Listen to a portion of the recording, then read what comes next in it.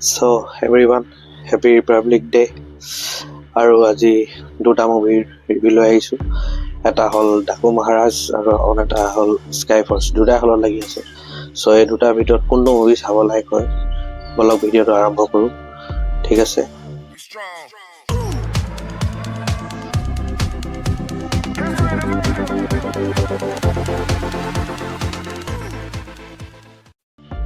প্ৰথম মুভিটো যদি কথা পাতিব যাওঁ সেইটো হ'ল sky force, starring Akshay Kumar.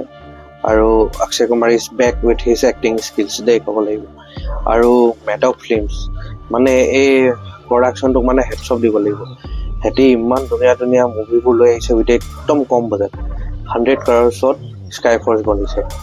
ইয়াৰ আগতে আপুনি এৰিয়েল মুভি যিমানবোৰ চাইছে একদম হেভি যেনেকুৱা ফাইটাৰ, সেইটো ক'ত 250 crores ওপৰ বাজেটত আছিলে, বাট কি আছিলে।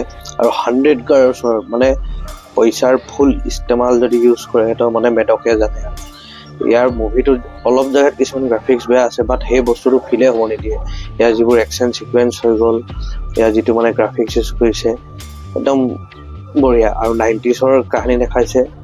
লাষ্টত যেতিয়া মুভিটো শেষ হৈ যায় পষ্ট ক্ৰেডিটৰ কাৰ ষ্টৰি হয় উইথ ফটোগ্ৰাফ দেখাইছে বাৰু। কিন্তু যদি মুভিটোৰ কথা ক'ব যাওঁ, বঢ়িয়া ষ্টৰি লাইনো মজা। আপোনাৰ ফাৰ্ষ্ট হাফটোতো আপোনাৰ কেতিয়া আৰম্ভ হ'ল কেতিয়া শেষ হয় একো গমেই নাপাব, এনেকুৱা মজা বনাইছে। আৰু লগতে ইয়াত নতুন এটা হিৰো ইন্ট্ৰডিউচিং, কিবা বীৰ পাহাৰীয়া, একদম বিৰাট কোহলিৰ ডুপ্লিকেট। তাকতো চালে একদম এনেকুৱা লাগিব যে বিৰাট কোহলিকে চাই আছো নিচিনা। ঠিক আছে। চ' স্কাই ফৰ্চ যদি কওঁ মানে ইটছ এ গুড মুভি। বঢ়িয়া ডাইৰেকশ্যন, বঢ়িয়া ষ্টৰি, আপোনাক একদম পূৰা এংগেজ কৰি ৰাখে।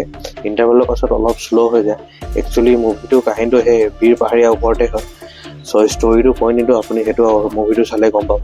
কিন্তু ষ্টৰিটো হয় air force attack first India Pakistan যিটো এটেক হৈছিলে সেইটোৰ ওপৰত হয়।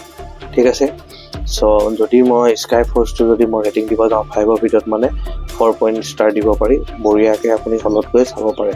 হ'ব পাৰে মোৰ লেট হৈ গ'ল, বাট মই অলপ লেটকৈ ৰিভিউ কৰিছোঁ, চব বেয়া নাপাব। ছেকেণ্ড হৈ গ'ল আমাৰ ডাকু মহাৰাজ। এইটো ফ্ৰাইডে মানে হিন্দীত ডাব হৈ হলত আহিছে। ঠিক আছে। তেলেগুত যেতিয়া এইটো পূৰা ডিভিডি পূৰা হিলাই থৈ দিছিলে গম পাইছে।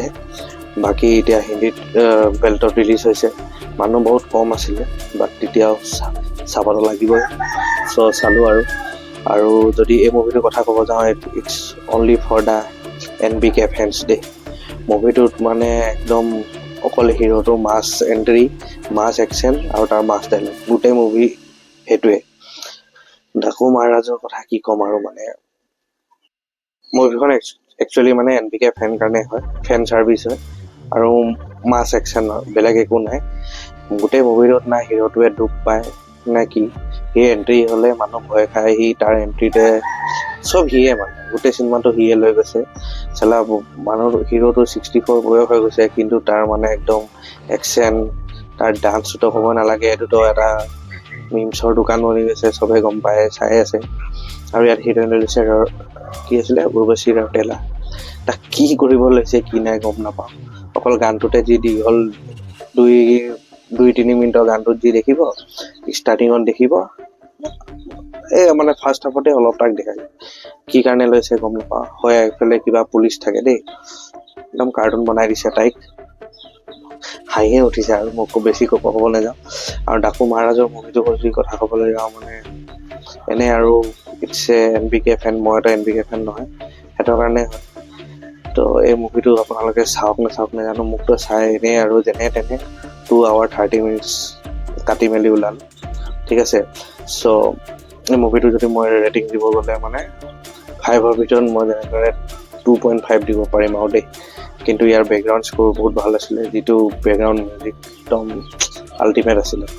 চ' ফাইনেলি ভিডিঅ'টো ইয়াতে শেষ কৰোঁ। আৰু স্কাই ফৰ্চ আৰু ডাকু মহাৰাজৰ ভিতৰত যদি কোনটো মুভি চাবলগীয়া হ'ল সেইটো হৈ গ'ল আমাৰ স্কাই ফৰ্চ উইথ মেডক প্ৰডাকশ্যনৰ যি ৰুমৰ বঢ়িয়া হয়। আপোনালোকে স্কাই ফৰ্চখন আৰামছে চাব পাৰে দুটাৰ ভিতৰত এইটো উইকত। চ' ৰিভিউটো ইয়াতে শেষ কৰিলোঁ। আৰু প্লিজ এই চেনেলটো ছাবস্ক্ৰাইব কৰি থাকিব। ঠিক আছে। আৰু যিমান পাৰে ভিডিঅ'বোৰ লাইক আৰু শ্বেয়াৰ কৰি থাকিব। এই ভিডিঅ'টো ইয়াতে সামৰিলোঁ। Bye, love you, take care, জয় অসম।